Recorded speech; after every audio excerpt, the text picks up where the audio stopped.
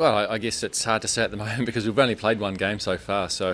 But we had a really good crowd in last night, and as you said, the Indian fans, they made a lot of noise, and as soon as DK and Shikadawan come out, there's a lot more noise. So they still love their the legends of the game from India, and it's really great to have that support here. No, that they wet the pitch yesterday and it didn't dry out, so it made the conditions a lot harder. I mean, the ball wasn't coming on as much as we thought it would, and we had to try and go a different way about it. And then once the spinners came on, it started turning square. So I'm not sure why they wet the pitch or anything like that, but they did, and luckily we came out on the right side of the result. Yeah, I guess each tournament is different.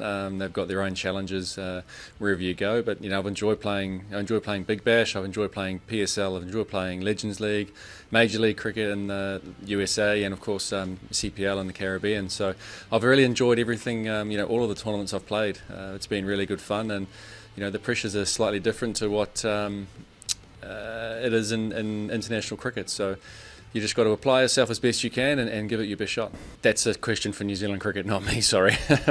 Only time will tell. I can't comment on that at the moment. I mean, you don't know until these new guys come through and start playing whether they're up to it or not. So, once Kane and the likes have finished playing and they're not going to play much anymore, then when these new guys come in, it's going to take time for them, I guess. International cricket's hard.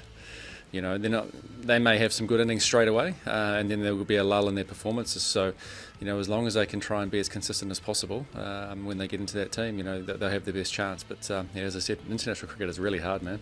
Yeah, I first faced him maybe 3 years ago, and I was really, really impressed in what how he bowled and things, and for him to have developed further in the last couple of years and get his chance in Test cricket, and man, he's had a really good start. I mean, Will O'Rourke, he's got a little bit of extra pace behind him, which some of our bowlers don't have, and he's got a bit of height, which gives him that little bit of extra bounce, which on our wickets at home helps a lot more than maybe what it does here in the subcontinent. But impressive. I mean, I didn't watch any of the game, but having looked at the stats and things like that, he must have bowled extremely well to have got all those wickets. So really, really well done to him. Both of them.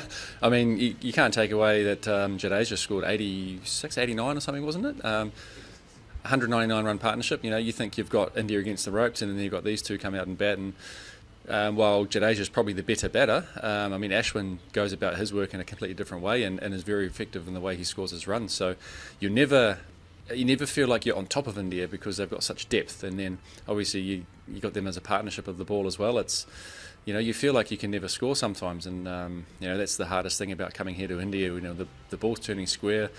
Then the same sort of ball comes through and it skids on straight. So you never know which one's going to turn and which one's going to go straight. So you have to always be thinking. You have to always be mentally on song and on your game. So as to try and get on top of India is extremely difficult. But when you feel like you are, you have to try and take that as long as possible in the game. And it's a tough place to play. It's hot, sweaty. You feel like everything's against you, but as I said, if you can try and get on top of them, and if you feel like you are getting on top of them, you've got to try and go as deep as possible in the game.